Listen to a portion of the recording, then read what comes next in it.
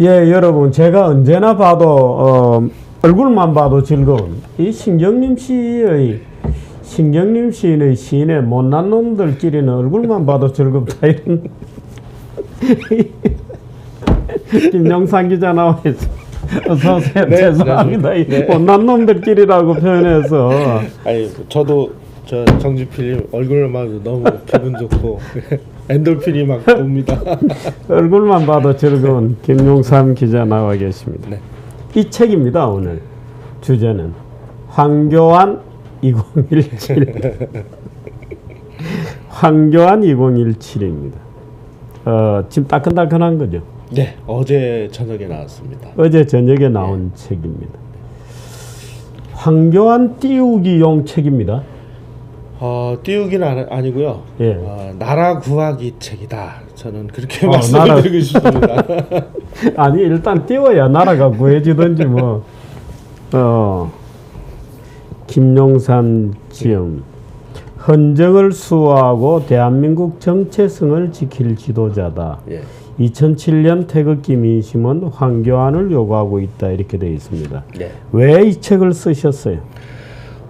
저는 지금 그 우리 사회에서 벌어지고 있는 이 탄핵 국면이 궁극적으로는 박근혜 대통령을 뭐 탄핵하는 모양새를 갖추고는 있지만 그 본질적으로는 대한민국을 탄핵하려고 하는 지금 그런 성격이라고 밖에 볼 수 없는 일들이 벌어지고 있습니다. 예. 예를 들자면 이석기가 뭐 한 사람입니까?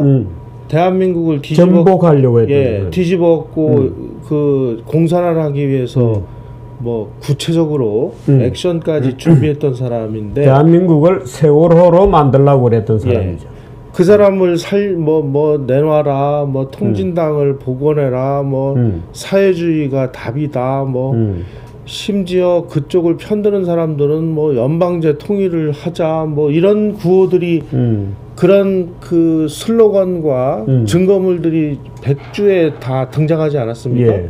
그런데 대한민국 체제를 뒤집어 엎겠다고 주장하는 사람들을 그 사람들을 그 뭐 체포하지도 않고 그리고 언론들은 그걸 다 봤음에도 불구하고 한 줄도 보도하지 않고 예. 그리고 박근혜를 뭐 몰아내자는 그런 구호를 앞세우면서 실질적으로는 체제 변혁을 하려고 하는 일들이 지금 벌어지고 숨어있죠. 물 밑에. 예. 예. 그런데 뭐 일부는 나와 있고. 일부는 나와 있죠. 그런데 상당 부분은 숨어 있고 예. 그 상황에서 과연 그러면 탄핵이라는 것의 궁극적인 목적은 뭐냐? 예. 대한민국 체제를 뒤집었기 위한 책동이라고 보고요. 그리고 그 한때 야당의 뭐 책임자였다는 사람은 탄핵이 한다면 뭐 혁명을 일으키겠다. 예. 문재인 대표 예. 얘기했죠. 그것도 자기네들끼리 뭐 몰래 했으면은 뭐 이해가 갑니다만은 그 전 국민이 보는 앞에서 공개적으로 하지 않았습니까? 그 문재인 후보는 네. 혁명이라는 말이 뭔지 모르는 거 아니에요? 그런데 알고 그 말을 썼을까요? 모르면 바보 아닌가요? 아니 어떻든 저는 저분이 너무 평화로운 세계에 살아서 예. 실질적으로 뭐 굉장히 뭐 꿈꾸듯이 얘기하시는 거 아닌가? 그런데 그렇다면 현실감이 좀 없는 거 아닌가? 그렇다면은 대한민국의 변호사를 지냈고 그리고 그렇군요. 청와대 주요 요직을 지냈고 비서실장도 했죠. 예, 그다음에 대통령을 하겠다고 선언까지 한 분이 그런 걸 몰랐다. 근데 황교안 2017을 쓴 이유는 예. 지금 탄핵 얘기를 하셨는데 예. 탄핵이라는 사건은 소위 우리나라 좌익그룹에서 네. 어떻든 대통령의 일부 실수라든가 네. 문제를 빌미로 탄핵함으로써 체제 변혁을 지금 꾀하고 있는 거다. 예. 는 것까지 얘기하셨어요. 예. 그게 황교안하고는 무슨 상관입니까? 그 체제 변혁을 이루려고 했던 그 핵심 전위 세력이 통진당인데 그 통진당을 때려잡은 1등 공신이 황교안이거든요. 그렇군요. 예. 다시 말씀드려서 지금 과문에 나와서 이석기를 석방하라, 통진당을 복원하라라고 주장하는 사람들은 아마 모르긴 몰라도 황교안 그 당시 법무부 장관이었죠. 예. 그리고 박근혜 대통령 이 사람들이 자기네들을 잡아놨으니까 이 두 사람만 없으면 아주 손쉽게 자기네들의 목표를 달성하리라고 지금 보고 있는 것 같습니다. 그러니까 가장 큰 암초가 그거고, 그리고 뭐 여러 언론들도 뭐 음으로 양으로 그런 뜻을 비쳤습니다만은 예. 가장 버거운 사람이 황교안 지금 현재 권한대행이다. 지금 대통령 후보로서 잠재적 후보로서의 황교안을 쓰고 있는 거죠. 저는 그렇게 썼습니다. 황교안은 어떤 사람입니까? 우선은 천천히 설명을 좀 해보십시다. 예. 우선은 이분은 저는 이렇게 봤습니다. 가장 확실하게 좌익과 공산주의의 본질이 뭔지 그 사람들하고 평생을 싸워왔던 사람이다. 예. 저는 이렇게 생각을 하고요. 그리고 대통령 권한대행이 되면서 보여준 리더십이 여러 가지 면에서 뭐 미흡한 점이 있습니다만은 예. 그 권한대행으로서의 자기의 책임과 본분을 아주 훌륭하게 수행하고 있는 분이라고 생각을 합니다. 따라서 국가의 어떤 운명을 한번 맡겨도 충분히 그 일을 해낼 수 있는 준비가 되어 있는 지금 겁니다. 야권 후보들은 예. 여러 명이 있어요. 예. 뭐 떴다 가라앉았다 하는 분들도 있지만 예를 들어서 뭐 박은수는 이미 탈락이 됐고 예. 이재명도 거의 탈락되는 분위기고 예. 굉장히 빨리 아마 야권에서는 무조건 탄핵은 인용된다는 것을 전제로 아마 정치 일정을 잡고 있는 모양인데 예. 벌써 본격적인 선거운동을 하죠. 하고 있죠. 네. 그 두 사람입니다. 그죠? 예. 문재인, 안희정. 예. 거기에 여권에서 예.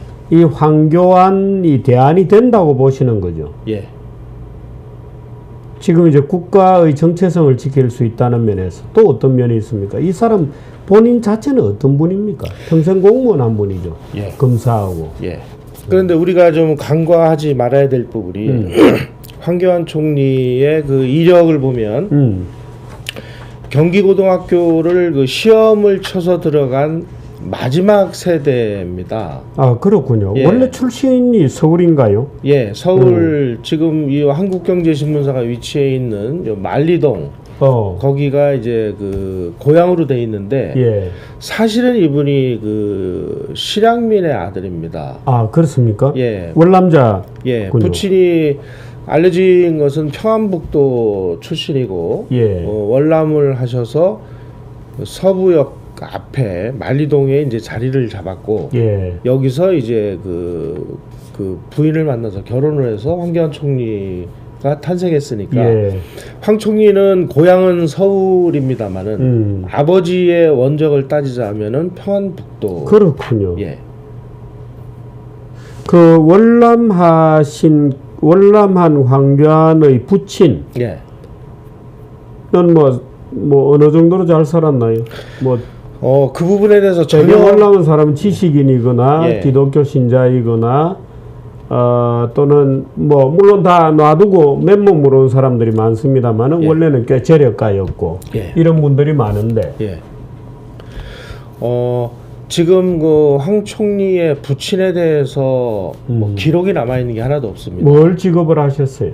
고물상. 아, 그렇습니까? 네. 만리동 같으면은 고물상이 예. 많았죠, 거기. 그 당시 고물상이라면은 이제 넉마를 줍는 사람들을 모아서 예. 그 주워온 거를 이렇게 판매를 하는 예. 그런 거니까 거의 뭐 밑바닥 중에서도 가장 밑바닥의 직업이죠. 삶을, 네. 예. 그러니까 우리로 요즘 용어로 치면 흑수저도 아닌 무수저쯤 되는 가정이 아니었나 추측이 됩니다. 월남에서 단신 월남에서 만리동에서 고물상을 했다 하는 정도 같으면은 네. 우리가 살림은 짐작을 할 만은 한데요. 예. 황교안 본인은 이렇게 얼굴 보면은 뭐 네. 기공자 같이 생겼지 않습니까? 네. 무슨 금수저 정도 되는 듯이. 예. 전형적인 이제 자수성가하신 분이고요. 예, 머리 좋은 거 하나로 열심히 공부해서 예. 법관이 아주 검사가 됐고. 예. 그리고 어머니의 손에 이끌려서 만리동에 있는 교회를 나가기 시작을 했답니다. 그래서 그 교회가 저 목동에 그 개척교회를 냈는데 예. 그 교회로 어머니가 옮기시면서 이제 황 총리도 같이 그쪽으로 옮겨서 평생을 그 교회에 적을 두고 그렇습니까? 있고요. 예, 예. 그래서 제가 그 교회 홈페이지에 들어가 보니까 교회도 규모가 뭐 큰 교회가 아닙니다. 예. 전도사 황교안 이렇게 그렇습니까? 사진하고 어. 전도사도 황교안 전도사 한 분밖에 안 계시는 아주 작은 교회고요. 아, 그렇군요. 네. 그리고 그 검사의 특성상 이제 지방 근무를 많이 하게 되는데 예. 지방에서 근무할 때도 보면 지방에서 이제 근무할 때 나가는 교회를 보면 뭐 다들 뭐 유명 교회, 유명 예. 목사가 하는 대형 교회 이런 데를 많이 좋아하잖아요. 근데 이분은 항상 한 교인 수 30명 내외 되는 그런 개척교회, 어려운 교회 이런 데만 찾아서 또 나가는 모습이 보이더라고요. 아, 그렇군요. 네. 군대는 어떻게 됐습니까? 사실은 군대가 제일 일부에서 예. 예를 들어서 뭐 여기 나와서 우리 김진 위원 같은 분들도 황 네. 총리가 어쨌거나 군대 안 갔다 온 것이 굉장히 결격 사유다라고 주장을 하잖아요. 네. 뭐 결격 사유가 될 수는 있겠죠. 예. 그런데 우리가 그 소위 말하는 이제 히스토리컬 팩트를 들여다봐야 될 필요가 있습니다. 예, 예.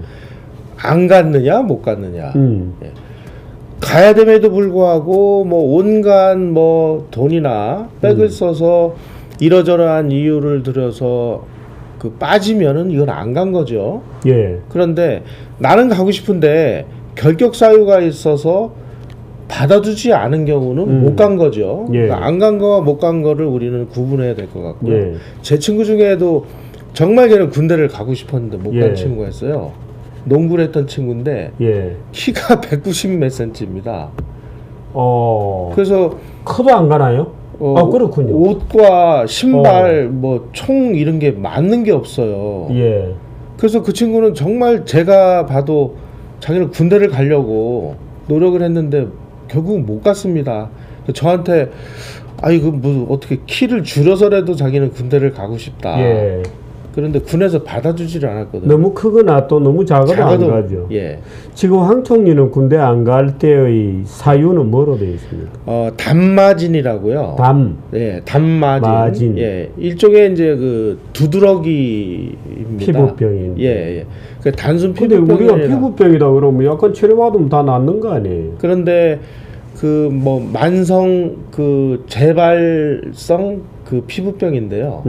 뭐 두드러기성 뭐 피부병 이렇게 예. 돼 있는데 그 당시 병역법에 의하면은 단마진을 6개월 치료를 했는데 이게 오. 계속 재발한답니다. 예. 그래서 계속 재발하는 사람은 이건 뭐 어떻게 그 방법이 없으니까 그래서 황교안 총리는 그 단마진으로 그 병역을 먼저 받았는데 이게 희귀 질병에 속해서 그 단마진으로 인해서 그 면제를 받은 사람이 4명인가 밖에 안 됐대요. 그 상황에서. 그러니까 상당히 예. 좀 희귀한 그런 질병 그렇군요. 중에 하나인 것 같습니다. 예. 예. 그런데 어느 정도로 심각했느냐. 예. 그거를 그 황 총리가 그 교회에 나가던 그 교회 목사님께서 예. 국무총리의 그 물망에 올랐을 때 한 예. 언론하고 인터뷰에서 그 당시에 황 총리가 그 피부병을 앓는 그 모습을 자기가 다 지켜봤는데 예. 도저히 눈뜨고는 못 봐줄 정도였다. 아, 그렇게 심한 건 모양이죠? 예. 그래서 6개월 치료를 하고 또 재발하고 치료하고 재발하고 그래서 결국은 병역법에 의해서 면제를 받았고요. 예. 또 일부에서 또 이런 얘기를 합니다. 아 그거 뭐 백 써서 한 거 아니냐. 이 얘기는 우리가 좀 냉정하게 지켜봐야 되는데 그 백 쓰고 돈 써서 빠진 사람이 너무나 많다는 뜻 아닙니까? 그 정말 그 불분명한 사유로 병역 면제받은 사람이 너무나 많은데 예.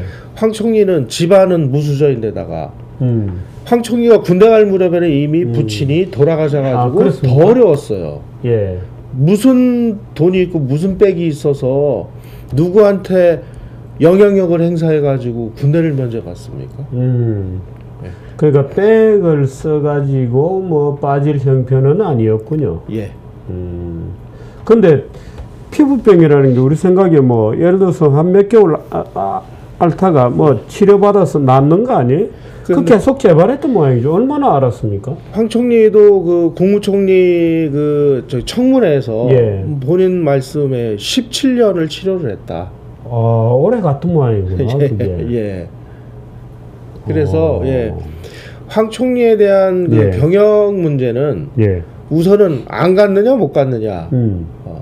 이분은 정말 가고 싶었는데 못 간 그런 케이스다. 그런 경우군요. 예. 설명은 충분히 되는군요. 예.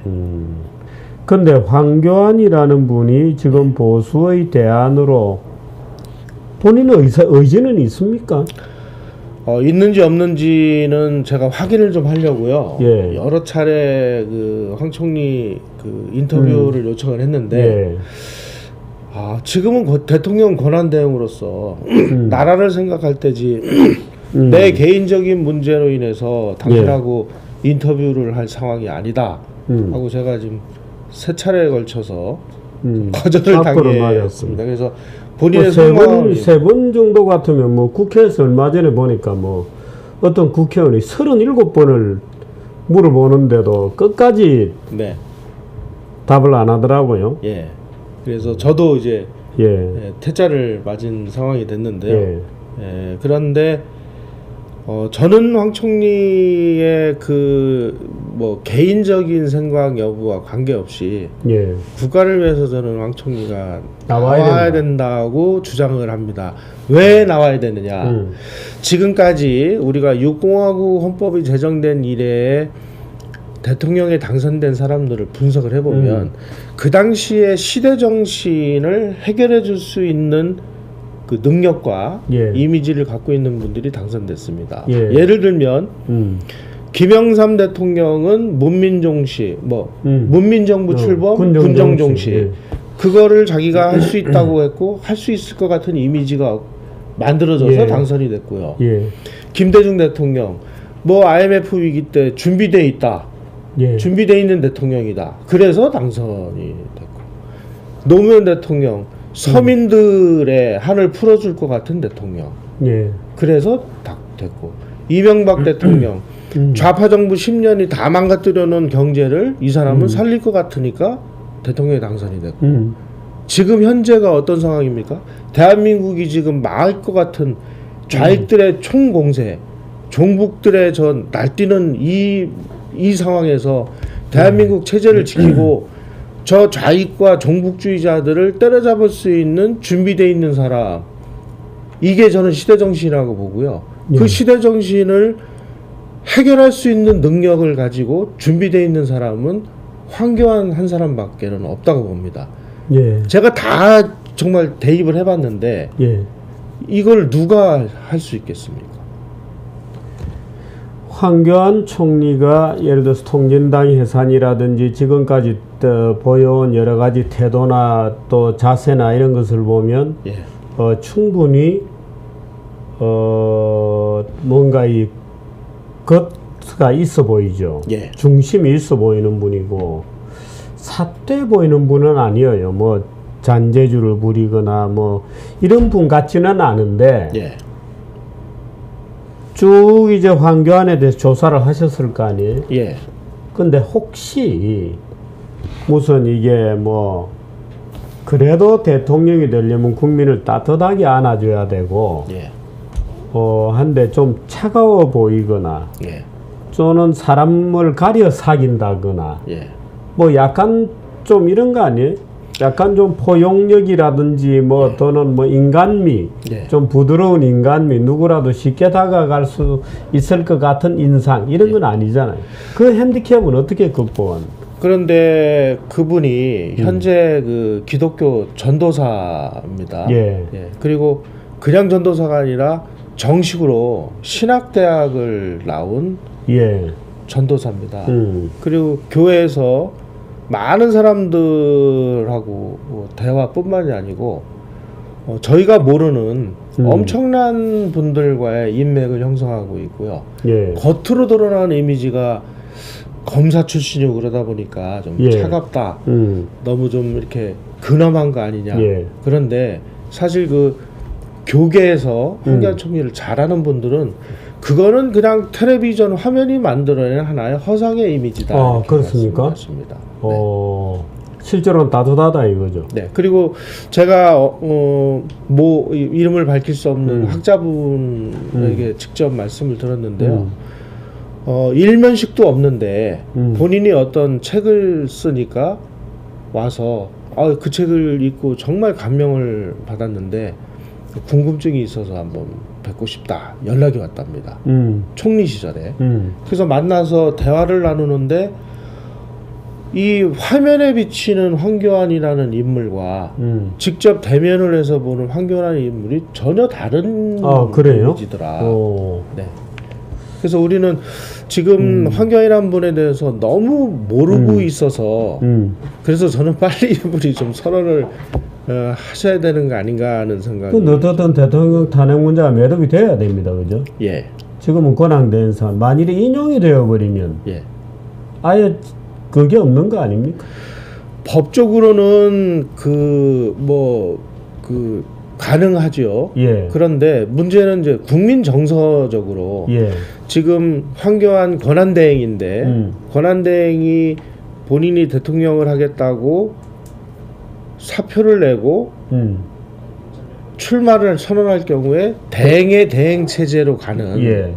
이거를 우리 양식 있는 국민들이 선뜻 받아들이겠느냐라는 차원에서 볼 때 예. 인용이 될 경우에 여러 가지 좀 어려운 상황이 될 우려도 저는 없지 않다고 봅니다. 그렇군요. 예. 황교안 총리는 안보, 예. 이념 이런 문제는 밝은데 예. 야 그분이 뭐 경제나 나라 살림을 꾸려가겠나 예. 하는 의심도 있어요. 예. 물론 뭐 그것은 나머지도 다 마찬가지입니다만은 행정 경험에 있어서 예. 너무 한쪽이었지 않나. 예. 말하자면 법조인으로 많은 경력이다. 예. 그런 질문들은 어떻게 뭐 좀 대답이 나옵니까? 제가 좀 이름을 좀 밝힐 수 없는 예. 국무위원 한 분에게 직접 말씀을 드려봤습니다. 국무회의를 하는 과정에서 예. 황 총리께서 발언을 하고 어느 분야에 대해서 이렇게 본인의 의견을 밝히는 그 기회에 저분이 저런 부분까지를 알고 있나 특히 경제 문제와 관련해서 이런 걸 많이 느꼈답니다.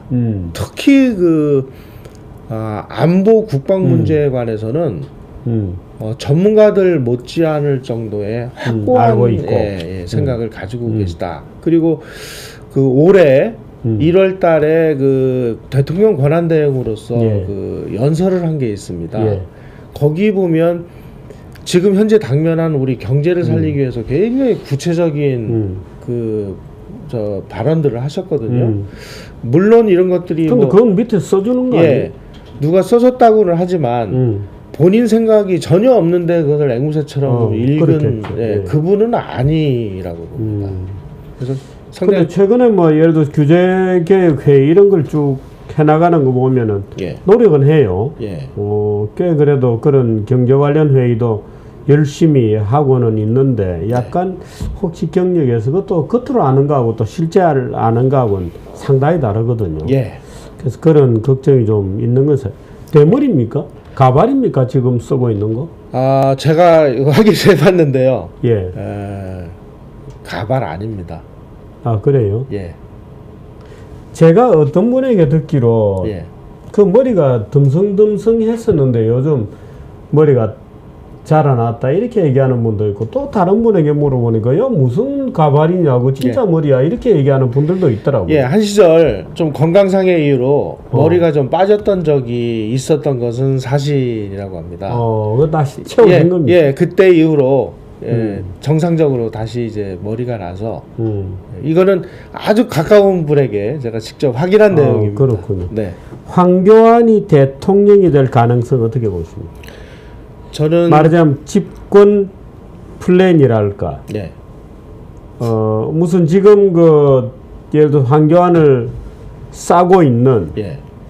무슨 말하자면 싱크탱크랄까. 예. 이런 것들이 지금 좀 있어야 될 거 아니에요.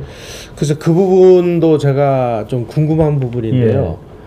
어디 김 기자 본인은 아닙니까? 저는 그 황교안 총리하고는 현재 그 일면식도 없는 입장이고요. 그렇군요. 예.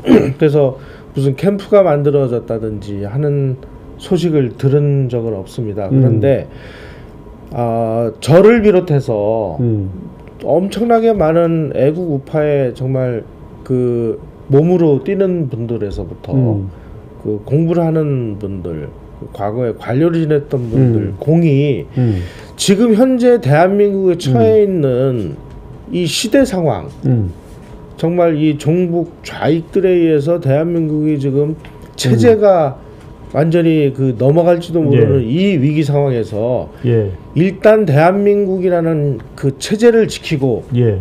대한민국을 살려낼 사람, 예.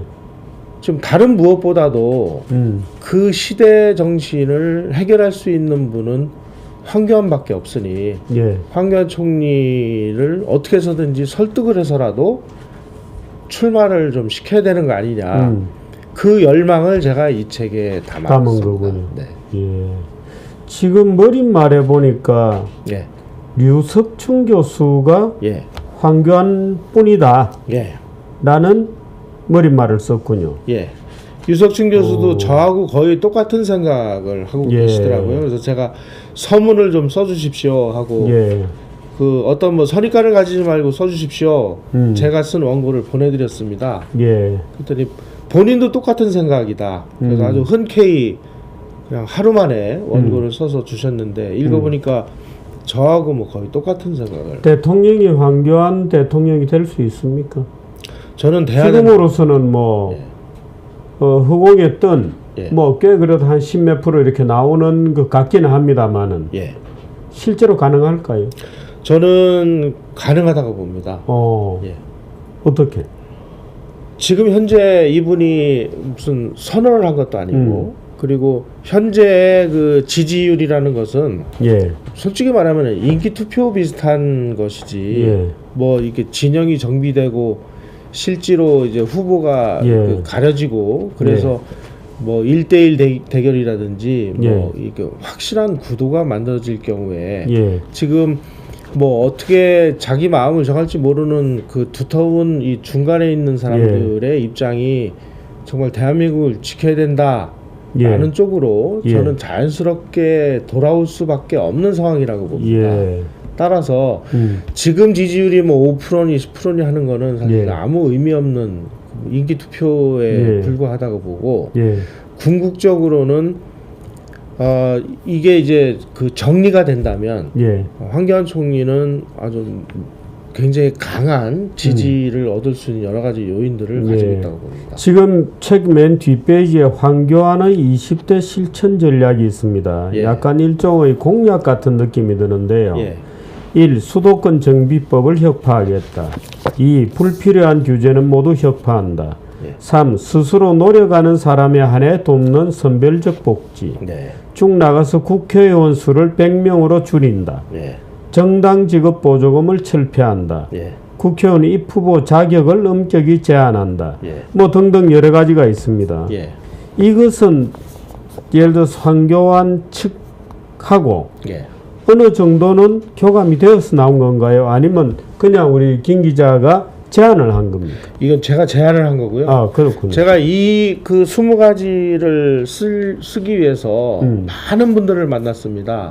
자, 그러면 지금 정말 대한민국을 살리기 위해서 대통령이 돼야 될 사람이 해야 될 일이 무엇입니까? 라고 이야기를 했을 때 이것만은 좀 제발 우리가 그 다음번 대통령이 당선되면 이것만은 우리가 좀 해야 되겠다 라는 것들을 거의 공통된 부분들을 추려서 그렇군요. 좀 말씀드린 거고요. 지금 수도권 정비법 같은 경우는 벌써 몇십 년째 그 특정 지역에다가 투자를 못하도록 이렇게 묶어놓는 아주 대표적인 악법이고 규제법입니다. 특히 뭐 경기도 북부는 엉망이죠. 그래서 이런 것들을 우리가 규제만 걷어내고 규제만 걷어내면은 굳이 그 보따리 싸가지고 해외로 나가는 기업들이 해외 예. 나가지 않아도 되지 않습니까? 예. 지금 현재 그 통계를 보니까요, 근 10년 동안 매년 우리나라가 예. 400억 불에서 500억 불을 해외에다가 투자를 하고 있습니다. 예. 오케이. 그 얘기는 됐고. 예. 어쨌든 이제 이거는 지금 그 소위 보수파들의 일반적으로 합의 볼 수 있는 그런 내용들이군요. 예.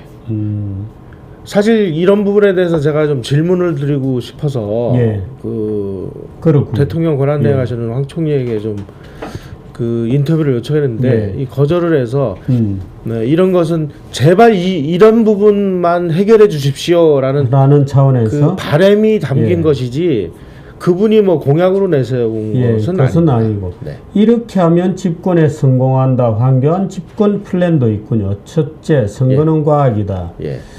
둘째, 뭐 여러 가지가 있습니다. 부동층을 어떻게 공략하느냐. 네.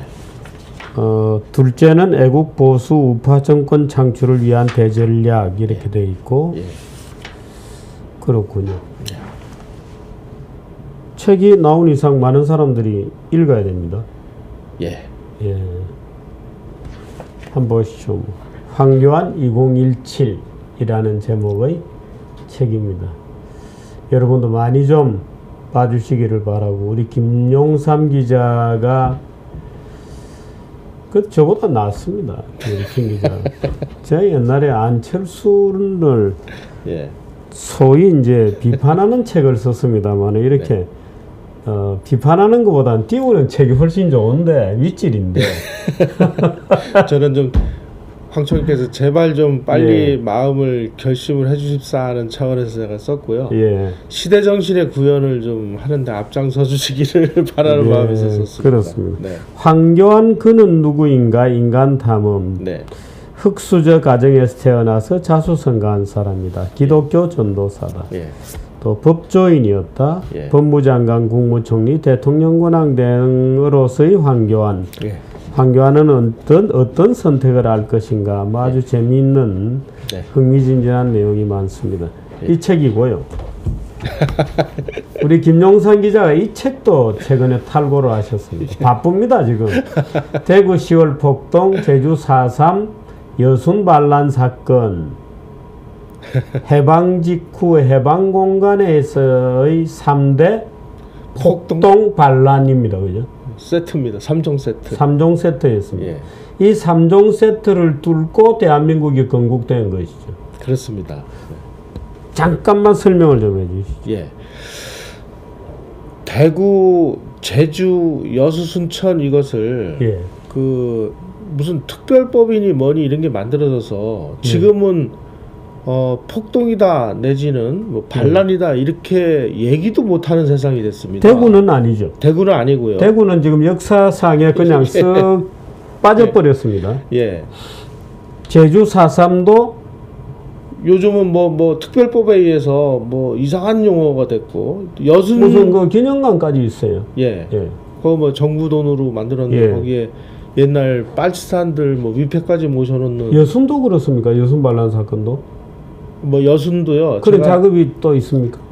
제가 현장을 가 보니까 거기에 이렇게 그 여기가 그 여수 순천 지금은 11구 사건이라고 얘기를 합니다. 10월 19일 날 이제 반란이 일어났는데 여수 순천 반란 사건 이러면은 그저에 가면은 거의 막 몰매를 맞을 분위기예요. 반란이라 그러면 예. 그냥 여순 11구 사건이다. 그런데 이제 그 사건이 일어났던 현장이나 이런 데 가보면 예. 그런 뭐 표지판이나 이런 것들이 뭐 이 사람들이 아주 정당한 행위를 그 한 걸로 그렇게 돼 있어요. 그런데 대한민국이 탄생하고 나서 2달도 안 돼가지고 대한민국을 뒤집어겠다고 군인들이 총을 들고 반란을 일으킨 사건인데 이게 무슨 민주화 운동 비슷하게 돼가지고 이 짓을 지금 하고 앉아 있고 4.3도 그렇죠. 대구는 역사에서 잊혀져 버린 것처럼 됐어요. 예. 근데 요즘에는 뭐 또 그것도 이상하게 뭐 그 좌익학자들은 뭐 정당한 무슨 저항이었다 이렇게 얘기들을 합니다. 예. 그런데 그 사람들은 뭐 어떻게 하든지 그 체제에 대한 반역을 정당하다고 생각하는 사람들이기 때문에 그 사람들이 무슨 짓을 했는지 아니 뭐 정당한 저항도 아니죠. 그때는 정부도 없었고 정부가 아마 정부를 만들기 위한 과정에서 그 정부를 못 만들게 테러를 하고 폭력을 하고 반란을 했던 거잖아요. 네. 근데 무슨 뭐 대구 폭동은 미 군정 시절인데요. 예. 그 미 군정을 공격하기 위해서 스탈린이 신전술을 지령을 합니다. 그 지령에 따라 일어난 폭동이죠. 그렇습니다. 대구 폭동이 나중에 일부는 남부군으로까지 들어가요. 예. 그럼 대구 폭동은 왜 사라졌어요, 역사책에서? 자기네들이 보기에 너무 뚜렷한 증거들이 나오니까. 그것보다 박정희 대통령 시절에 썩 지워버린 건가요? 그런 증거는 없습니다. 그건 아니고. 예. 저는 혹시 박정희 대통령의 형이 예. 주모자였기 때문에 예. 썩 박정희 대통령 시절에 밀쳐놓았던 건가 하는 느낌도 좀 가져요. 그런 증거들은 없습니다. 고의로 그랬던 것은 아니군요. 예. 그런데 대구 10월 폭동은 미군이 들어와서 진압을 했습니다. 굉장히 격렬한 폭력이었습니다. 예. 그야말로 뭐 대구, 경산, 뭐 칠곡, 그죠? 그 일대가 다 여기 이제 뭐 이 동해안까지 넘어와서 뭐 영덕, 영해 이런 날은 제삿날이 한 날이라고 그럽니다. 그 당시 살았던 아버지들의 제삿날이 한 날이라고 할 정도로. 제수사삼은 뭐 제게도 수없이 많은 자료들이 지금도 옵니다. 제수사삼을 무슨 민주화처럼 또는 군경에 의한 무슨 뭐 시민 무슨 그런 사건처럼 해서는 안 된다 하는 요지의 자료들이 지금도 제게 많이 오고 있고 여순 반란 사건도 참 괴이적은 군대까지 좌익들이 침투했던. 근데 왜 이렇게 해방 공간에 좌익들이 극렬했습니까? 우선은 나눠먹고 비슷하게 잘못 살자 하는 어떤 촌락 공동체 사회주의적인 요소가 원래 후진 국가들은 그래요. 해방되는 과정에서 그 조선총독부가 이제 치안 유지, 쉽게 얘기하면 이제 일본 사람들의 생존을 위해서 그 처음에는 이제 우익 진영의 송진우에게 그 협상을 했는데 송진우가 거부를 하죠. 여운형과 이제 이번엔 좌익인 여운형과 이제 협상을 해서 우리가 이러이러한 그 일본 사람들을 보호를 해달라. 그러면은 이제 넘기겠다. 이렇게 했을 때 여운형이가 5가지를 요구를 합니다. 그 중에 첫 번째가 지금 감옥에 들어가 있는 사성범과 경제범을 즉시 석방하라. 둘째, 식량 배급권을 내놔라. 셋째, 이렇게 풀려난 사람들의 활동의 자유를 제약하지 마라. 이런 것들을 이제 내놓습니다. 그거를 이제 그 조선총독부가 받아들여서 8월 15일 다음 날인 8월 16일 날 오전 9시에 전국의 그 교도소에 수감돼 있던 좌익 사상사범 10,000명이 일시에 그 석방이 됩니다. 나오고 그들이 군이라든지 건준에 참여를 하고요. 건준에 들어가고 뭐 이런 활동을 조직적인 공작 활동을 하는군요. 그 결과가 이것들입니다. 그렇습니다. 근데 사실 이 좌익들이 너무 서둘렀던 거 아닌가요? 서둘렀다기보다는 그 처음에는 그 38선을 경계로 해서 북쪽은 소련이 남쪽은 미군이 들어온다라는 사실조차도 모르고 있었는데 우선 자기네들이 빠른 시간 내에 주도권을 잡겠다라고 해서 좌익들이 그 예를 들면은 그 군대도 사설 군대들이 막 만들어지고 치안대도 만들어지고 자칭 군대죠. 건국준비위원회 그래가지고 그런 데도 침투해 들어가 가지고 자기네들이 이제 주도권을 잡는 와중에 미군이 이제 진주한다더라 하는 얘기가 들어오니까 미군이 들어오기 전에 어찌됐든 자기네들이 정치결사체를 만들자 하고 아주 급격히 서둘러서 만드는 이런 모습들이 지금 나오거든요. 그 미군이 9월 8일 날 상륙을 해서 9월 9일부터 이제 일본으로부터 공식으로 항복을 접수한 다음에 뚜껑을 열고 보니까 좌익 사상범 10,000명, 그러니까 골수 공산당 10,000명이 일시에 풀려나서 요직을 다 장악하고 있고 거기다가 가장 중요한 쌀 배급권까지를 좌익들이 장악하고 있으니까 이것들을 어떻게 이거를 깨야 되나 고민하다가 쌀을 배급이 아니라 자유시장 경제 거래제로 바꿉니다. 그러니까 하루아침에 쌀을 이제 시장에서 거래를 하는 쪽으로 바꾸다 보니까 가격은 막 올라가지.